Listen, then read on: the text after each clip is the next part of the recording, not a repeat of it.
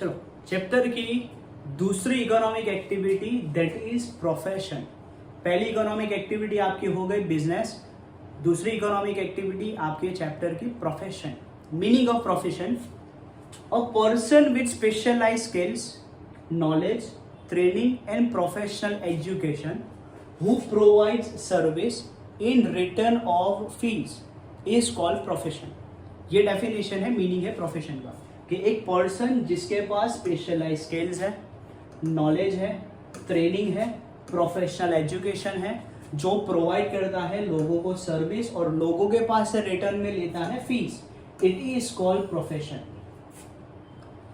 A professional has to obtain the membership of respective professional association। जो भी profession से आप बिलोंग करते हो, हर प्रोफेशन का एक एसोसिएशन होता है, एक ग्रुप होता है, और वो ग्रुप की आपके पास मेंबरशिप होनी जरूरी है। Profession must obtain the membership of respective professional association। He has to obey the code of conduct of respective professional association। वो एसोसिएशन वालों का जो कोड ऑफ कंडक्ट है, कोड ऑफ कंडक्ट यानी रूल, उनके जो भी रूल्स एंड रेगुलेशंस हैं वो आपको फॉलो करने पड़ेंगे। हम टीचर्स हैं तो टीचर्स का एक एसोसिएशन होगा, वो एसोसिएशन का मुझे मेंबर होना पड़ेगा और वो एसोसिएशन के जो रूल्स एंड रेगुलेशंस हैं वो हमको फॉलो करने पड़ेंगे। Example: A chartered accountant has to obtain the professional qualification of CA। एक चार्टर्ड अकाउंट के पास सीए का क्वालिफिकेशन होना जरूरी है। Second, he has to become the member of ICAI, that is institute of chartered accountant of India. तो ये उनके एसोसिएशन का नाम है, institute of chartered accountant of India, ICAI। इसका उसको ये एसोसिएशन की मेंबरशिप भी उसको ऑब्टेन करनी पड़ेगी। मेंबरशिप कब मिलेगी? जब उसके पास क्वालिफिकेशन होगा सीए का। Examples: doctor, lawyer, solicitor, chartered accountant etcetera are the professional persons. Solicitor और लॉयर ऑलमोस्ट सेम है। सॉलिसिटर जो एक बोल सकते हो आप लॉ एडवाइजर, और लॉयर उसको भी लॉ रिलेटेड इंफॉर्मेशन ही होती है, पर वो जाके लोगों के केस सॉल्व करता है, ये केस सॉल्व नहीं करता। दोनों का प्रोफेशन ऑलमोस्ट सेम है, दोनों को रूल्स एंड रेगुलेशन से पता है, पर काम अलग है थोड़े। तो ये 4 एग्जांपल्स है प्रोफेशनल।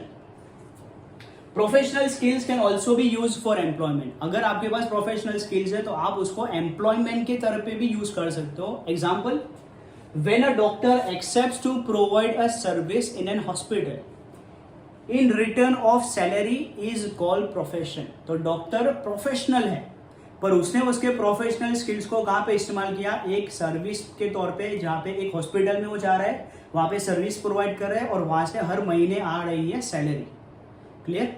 हाँ, फिर शाम का, दोपहर का उसका अलग से क्लिनिक है पर्सनल, वो अलग चीज़ है, पर हाँ उसने उसके प्रोफेशनल स्किल्स को एम्प्लॉयमेंट तौर पे भी इस्तेमाल किया, जहाँ पे उसको सैलरी मिलेगी, और आफ्टरनून या तो इवनिंग में उसका प्राइवेट क्लिनिक होगा, वहाँ पे वो लोगों के पास से फीस चार्ज करेगा।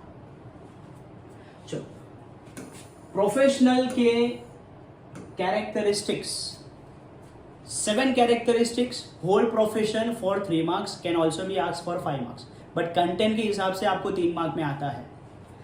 7 कैरेक्टरिस्टिक्स है, कोई भी 6 कैरेक्टरिस्टिक्स आपको परफेक्ट कर देनी है। First characteristic of profession definition में से ही है कि professional has to obtain specialised skills, knowledge, training and professional education. ये इसकी पहली कैरेक्टरिस्टिक है जो आपको डेफिनेशन में से ही लिख लेनी है। Second, profession charges fees in exchange of service, it may vary based on specialised skills. उसकी फीस वेराई करेगी बेस्ड ऑन स्पेशलाइज्ड स्किल्स। हाँ, वो सर्विस तो प्रोवाइड करेगा, पर बदले में फीस चार्ज करेगा और उसकी फीस वेराई करेगी बेस्ड ऑन स्पेशलाइज्ड स्किल्स।